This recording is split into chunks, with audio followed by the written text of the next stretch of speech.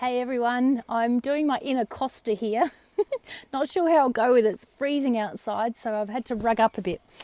So what I thought I'd do today is talk about your genes and what's eating you in terms of what we're doing with our bodies and how we can best look after ourselves so that we can have really healthy genetic information feeding all of the areas of our body that are less than happy, and the areas of our body, the cells that are the things that do all the work. You know, we're an outside person, we've got skin and bones and all of that, but then deep down within the cellular function, we need all the information through the foods that we eat to make sure that our cells can run really well, you know. So what we put in our mouths is really important, but what we also grow in our gardens can be part of that. So coming to you from the Veggie Patch. And so what I've got here is a number of things that are really easy to grow. We're going to be holding a webinar on this in the Phoenix Rising members group too, by the way. So if you want a little bit more information, and we'll be making a lot more of these webinars too. So I think Sue's watching now, or if she can just put the link in that I've just sent just to put your name down, and then we can come in and do some more of this. So, all right, so what I'm going to do quickly is just go through a few things that are easy to grow that I didn't even plant, and they've just started growing lusciously. And one of them is the simplest, easiest thing. It's actually out of seed now. It's in seed now. It's gone into another stage of its life. This is parsley, and this is a beautiful thing to pop in your garden. I don't even cut it back anymore. All I do is just let it go, and I actually love watching how it grows through the garden. So parsley seed for medical or to help yourself if you have issues with things like cystitis and men with benign prostatic hyperplasia. There's lots of evidence to show that the parsley plant itself has got lots of really good medicinal purpose. So I would probably look at eating parsley fresh if that was the case, and it just smells. Oh, you need smell-o-vision. It's just beautiful. You rub it and it just has this beautiful flavour, aroma to it. But there's lots of different parts to the parsley that do different things. So there's extensive evidence on this sort of stuff and in traditional medicine, and also evidence-based where they grab the active constituents out of these plants and they put them into medicines. So they take the active constituents out of these beautiful plants that are grown in a potentially in a controlled environment. You don't know if they've been sprayed and stuff like that, but if you grow them in a garden, you can pop them in your food. Easy. We've got some dandelion root here. Obviously, if you're getting this stuff in your garden and you're spraying it, or someone's hopefully not spraying stuff like this, you don't want to eat it, of course. But if you don't use weed killer, which is awesome, please don't. There's so many natural ways to look after your garden, look after your plants without spraying chemicals on them. And, you know, if you've got pets, you don't want those pets eating the grass and stuff that's been sprayed, because they'll build up a toxicity as well, and chemicals are poison to our body. So dandelion root, which I haven't got on this is the leaf, is really important as what we call a colligog. And a colligog is something that helps support production of bile to help break fats up and help support liver. So you can get dried dandelion root tea. In fact, I used to, it was one of my favourite teas that I used to get from an amazing organic herb growing, tea growing company in Melbourne called Southern Light Herbs. They made the best dandelion root tea. I think they're still going. I'm not sure if the drought got them or something recently, but I haven't looked for a while.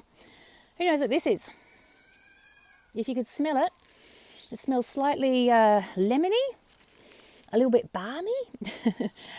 This is lemon balm. And so I've picked a whole heap of the leaves that I cut off, because the tree grows, or the shrub, I can show you later, grows quite easily and gets a bit stringy if you don't cut it back. So I took a whole heap of it and dried it And now I'm using this in the kitchen. Smells smells divine. And I'm using this in at the end of curries and things like that. I'm using it. I roast chicken. I cut it up into little bits and add it with some other things, and make it with some turmeric and stuff, and make it into a nice sort of pesto, and plaster it over the roast meat or roast veggies. It's really, really delicious. But lemon balm tea is brilliant. So we use that in naturopathic practice as a carminative, which means that it calms and expels the gas. And quite a few of us have, well, I won't vouch for myself, but quite a few of us have bloating, have tummy pains, and they feel in the tummy, you know, they're popping off like a trooper, depending on the aroma of that flatulence as to how severe the dysbiosis or the bad bacteria in the stomach is. So I know someone there who would be well and truly into some of these beautiful lemon balmy leaves. I won't mention names because I just want to keep moving on, because I didn't want to bring this out too long tonight. Kids are having fun in the backyard. Not mine. Isn't it fun though that you can hear kids having a great time and enjoying being outside? It's so good to have a garden, you know. And if you don't have a garden, you can grow this stuff easily. I don't know if you can see behind me here, but I'll see if I can hold the camera up. My little trial runs down there somewhere. The camera, hopefully that doesn't fall off. No, can't see them. Oh, those little behind me there, those little things there, they're like $60 from the hardware store, and you can put them in your garden, and then you can easily grow whatever you like. We just put, we've got a couple of fruit trees in there, and they've actually started producing fruit already, so that's good. Just a few little things. Moving on, cucumber. These are out of season now. We just finished those, but cucumbers grow really well, especially in these beds, which are called wicking beds. We can go through those another time, but they make that's all made out of corrugated iron, and the bottom of it's a little tray, or a little sort of a reservoir where all the water goes. And so that's really handy, because if you go away, you don't have to worry about watering your veggies.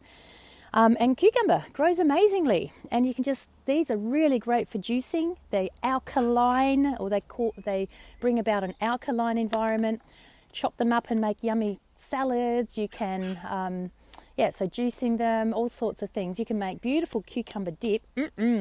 So just blend it up in a food processor, add in some garlic and stuff like that, just an oil. You know, the world's your oyster with food. I don't grow these, but I would love to grow these beautiful avocados. Our environment down here is pretty good for avocados, but it's not right at the moment because they need lots of warmth. But avocado is a great essential fatty acid. They've got protein, they've got good quality carbohydrate. They're beautiful with sliced up with lemon and a bit of pepper or something like that on it. Absolutely beautiful. Apples. Now this isn't one of mine. Beautiful Sandy Ross of Manura bought these in and exchanged them for some support we're giving each other. And so the tree behind me that you see here is the one I picked all the apples from. Well, I didn't actually pick them, someone picked them. And they're inside now, being made into a really easy apple stewy thing with some paleo grains over the top without any gluten in them. And so apples are amazing. And there's some really great qualities in these apples. They're antioxidant. They've got full of phytochemicals, which are really healthy, really important when we have issues with oxidative stress or damage because we've had a virus or something like that. Thank you. I love nature. I'm a nature child, so I'm feeling quite nature's child today. So I'm out in the garden. I just thought this would be a cool thing to do. And yeah, I probably should have done this ages ago. So apples, they are a soluble form of fibre, which means they don't bulk up in your... Thanks, this is my mosh pit hat, Janelle. I love it. But it's warm because it's cold outside today. So apples are a soluble form of fibre. Some people don't do too well with apples, but these are pretty good. So for most people, so there's people that can't cope with things like avocado, or we might take them off of that in our programs for a short space of time because they actually are higher in fructose, which can then feed bacterial overgrowth or small intestinal bacterial overgrowth. So that's another little bit of information. I tend to take people off of that with our programs when they're running through gut cleaning type programs for the first 4 to 6 weeks, depending on how bad they are. People that come in with worse, or the online consults we've been doing, people are pretty sick and they're less than resilient, and we have to really look after their gut health. So sometimes these little babies aren't awesome for people, like this beautiful mandarin. We have actually got a mandarin tree back here, but I don't know. I did some pruning the other day and I think it's a little bit sad, so I won't take you there. It needs a bit more love. But it makes beautiful little tiny little mandarins. This is actually from the supermarket. But I just thought I'd show you, you can grow these easily in the right climate. My son was out in the backyard before making sure that I had the right names for things. And the dandelion root that I was talking about before, the leaf is actually very good for all sorts of things with urinary tract and inflammation and stuff. But there are different forms of it. And the dandelion root you use is better dried. I'm not sure if you can just grate it, as anyone knows. I'm not sure. So there's heaps and heaps of things you can grow. These are pretty easy to grow. This one's growing on my windowsill. I just leave them up to have a look at the sunshine for a little few days, and yes, they need to be out of the sun now because they're starting to grow. But garlic is brilliant. Garlic is an amazing antimicrobial. You can eat, not like this, but you'd have to, dandelion tea, perfect. You can eat garlic and it's very good as an antimicrobial, antiviral, everything. But also use it in your food and cut it up into tiny little bits and put it in at the end so you've still got the rawness of it. The impact of these things is in raw, but we do have to lightly steam or do that sort of thing too when we're cooking foods, because it's hard to our taste buds aren't accustomed to eating raw. But if you can eat raw garlic, cool. It's antimicrobial. A lot of the formulas that we use at Phoenix Rising for the programs when people are really unwell in their gut and also they have chronic inflammation, they don't do garlic too well. So because again, small intestinal bacterial overgrowth, these are higher in fructose, so we have to just reduce those fructose-fueled foods for a little time, until such time that we can actually kill the bacteria with our antimicrobial formulas that are targeted and really, really strong to help our immune system take the burden off fighting all the bugs that we have in our gut. Okay. All right, so I didn't actually grow this one, but we have grown these. This is obviously a pumpkin, but full of beta carotene. Beta carotene is a flavonoid, and flavonoids are beta carotene is a derivative of vitamin A, but it's it's not the active form of vitamin A. Really important as an antioxidant. There is a lot of anti-inflammatory support in your orange, yellow, purple, red, green foods, but most of the beta carotene you'll find, is in your beautiful coloured foods, your rainbow foods.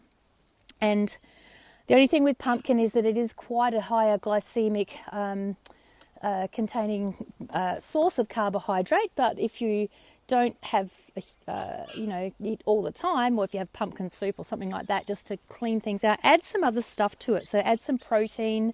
Don't just have it on its own. It's beautiful roasted. I don't think I've tried pumpkin raw. But yeah, sweet potato is the other thing. Sweet potato is a really good choice if you can grow them in your garden. I did see some the other day in a veggie shop, and I was going to see if I could grow them. And this is one of my favourites. So I've actually had these saved from last year's,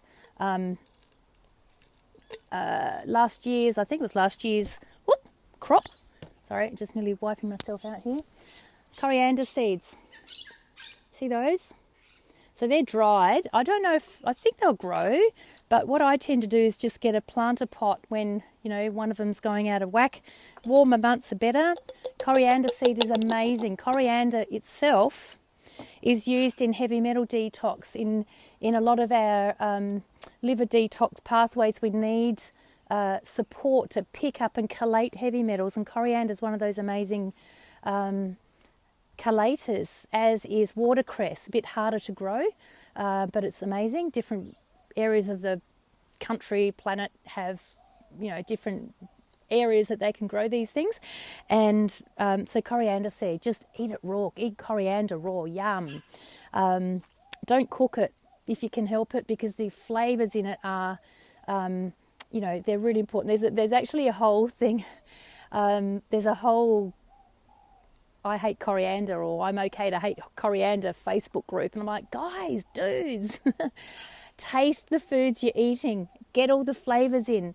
It's really important that we make sure that we give our taste buds recognition for all the information they send to the body. They're not just a taste bud there just for sweet and salty.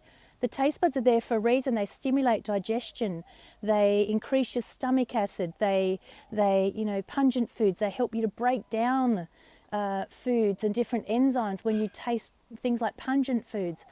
It's really important that we realise that our processing of our foods, the processing of our plants, has been one of the main reasons why we're so, not everyone, but why we're so chronically unwell. We're just eating too much overcooked, processed foods that have had man manipulate them to make them into a package, to pack them in plastic, to then stick them in the shelf in the supermarket. And they've probably been there for decades.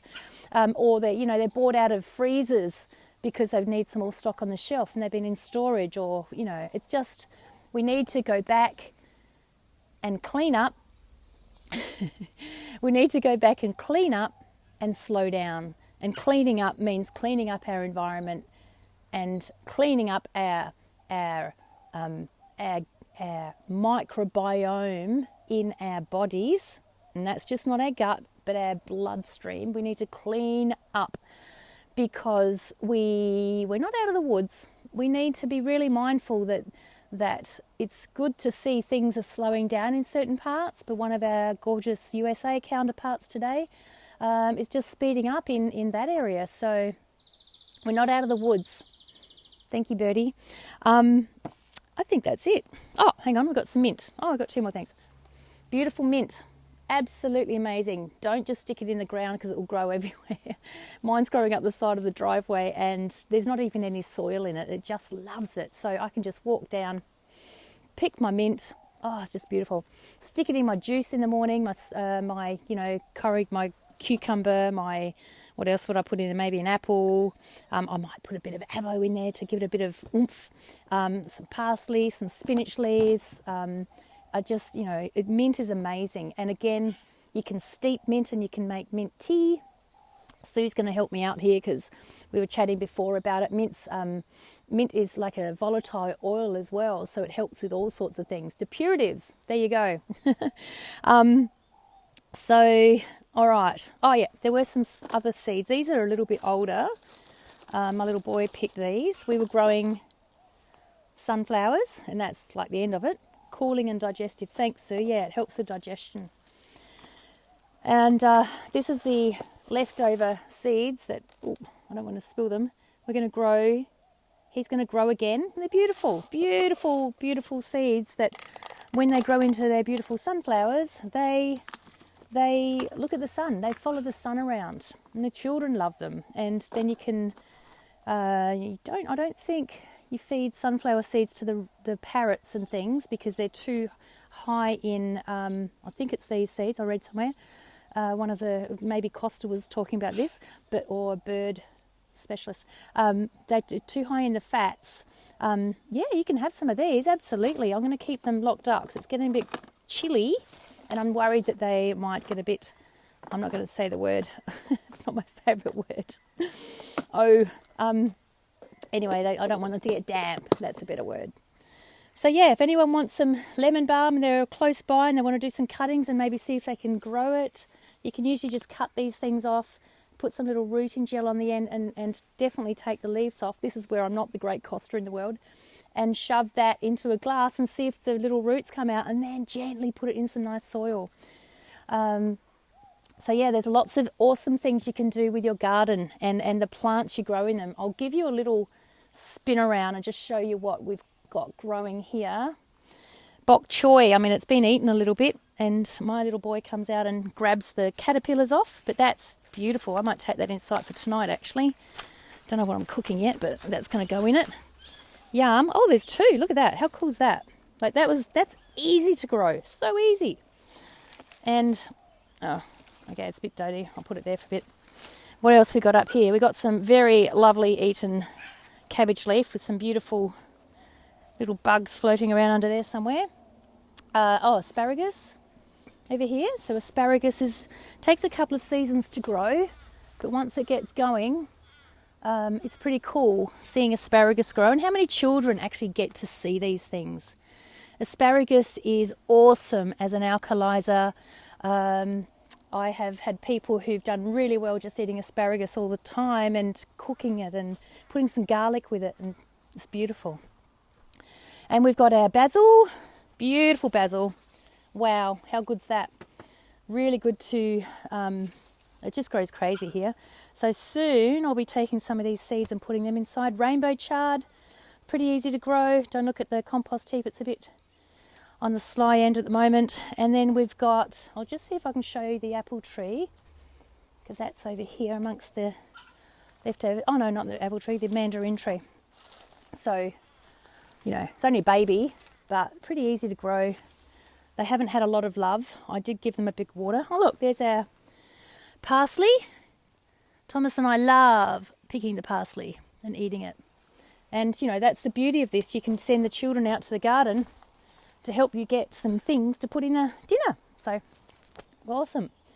Thyme, I've got some thyme growing. So, honestly, guys, just put one or two things. If you haven't got a space for a veggie patch, you can get little containers from down there. Those, well, I don't know if you can see them. You know, from Bunnings or places like that, or just make your own. Originally I started these with pallets and just built the pallets up and put plants along, you know, in that. Make sure they're not sprayed with arsenic though. Pots are great. Yep, I use, don't tell anyone, but I use polystyrene things. They're nearly dead now, but I'll show you if I can find them. Hang on a minute. Down here, these have just got my lots of junk growing in them, succulents growing in them, because I don't like chucking the succulents out when they die. But you can see the little hose under it. And so that was just a practice run, and then the water comes out, so you just, you just do your thing. So the wicking beds, I'll do another live on that next time. But that's about it. I'm going to go and cook all this yummy stuff up. And if anyone wants some seeds and things like that, just let me know. And that's it. So the moral of all this is that it is easy to grow plants that you can eat, even in pots, in little containers. You know, it's just nice to have that you can say, yay, I'm going to pick that fresh and stick it in my food tonight. But remember, you're feeding your genes. And some people's genes have mutations in them. Not some people, every person has genetic mutations in their genes that help us to detoxify our body. And we need to give our bodies the fuel that helps us to reduce inflammation, to keep the gut healthy, because the gut is the center of the immune system. And that's the moral of the story. It's really important to manage your genetic mutations that slow down the way your liver detoxifies and that your immune system responds. We've got genes, a company now that's very close to being able to be shared, where we have matched and targeted people's or disadvantaged genes with their nutritional supplement. So please stay close. It's coming. I just I can't launch it yet. But Phoenix Rising Effects will have all the news. It's very close. We'll be excited. We'll be eating lots of lemon balm in our little glass of bubbly that day. But if you want to know more, I'll put the link to the membership thing where we'll be running lots more of these awesome little plant-based, nature-based webinars, and all free. So come on in and share it around, and we'll see you all soon. Bye.